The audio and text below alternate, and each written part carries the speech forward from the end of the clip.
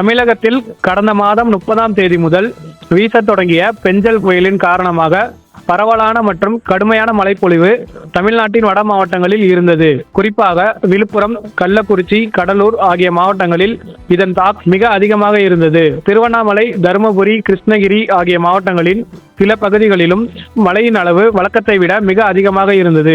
இதுவரை இல்லாத அளவிற்கு பெரும் மழைப்பொழிவு ஏற்பட்டு பொதுமக்களுக்கு பாதிப்புகளை ஏற்படுத்தியுள்ளதோடு தமிழ்நாட்டின் வட மாவட்டங்களில் பெரும் பகுதி விளைநிலங்களை வெள்ளத்தில் மூழ்கடித்துள்ளது. இதைத் தொடர்ந்து அதிக கனமழையின் காரணமாக கடுமையான மழைப்பொழிவினை சந்தித்துள்ள விழுப்புரம், கடலூர் மற்றும் கள்ளக்குறிச்சி ஆகிய மாவட்டங்களில் 2 நாட்களுக்கு மேல் மழை வெள்ளம் சூழ்ந்து வாழ்வாதாரம் பாதிக்கப்பட்ட குடும்பங்களுக்கு குடும்ப அட்டை அடிப்படையில் நிவாரணமாக ரூபாய் 2000 வழங்கப்படும் என்று முதலமைச்சர் மு.க. ஸ்டாலின் அறிவித்து உத்தரவிட்டார்.